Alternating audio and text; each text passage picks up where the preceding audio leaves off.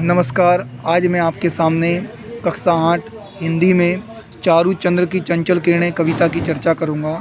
यह कविता मैथिली शरण गुप्त जी के द्वारा रचित की गई है। मैं आपको इसका भावार्थ समझाता हूँ। चारू चंद्र की चंचल किरणें खेल रही है जलथल में, अर्थात चंद्रमा की सुंदर किरणें जल और थल सभी जगह पर खेल रही है।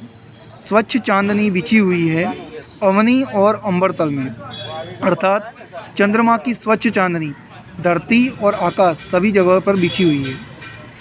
पुलक प्रकट करती है धरती हरित तृणों की नोकों से, अर्थात कि धरती माता की यानी धरती माता जो है उस पर सब जगह हरियाली छाई हुई है और धरती माता का हर कण कण पुलकित हो रहा है।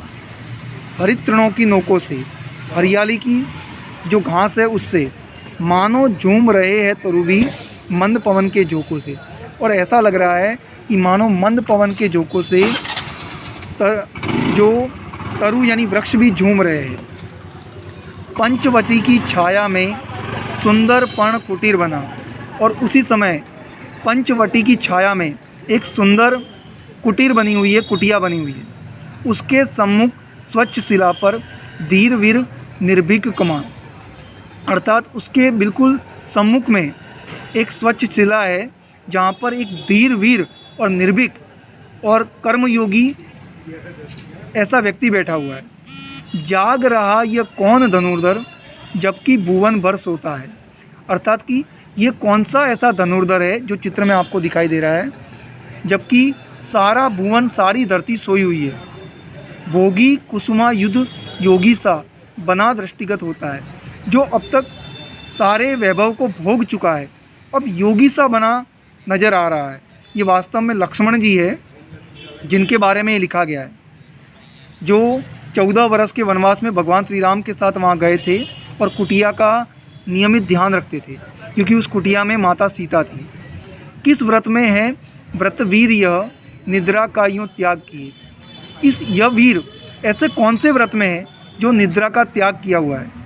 राजभोग के योग विपिन में बैठा आज वैराग लिए, जिसने आज तक राज्य के सारे सुखों को भोगा है, आज वैराग धारण करके बैठा हुआ है।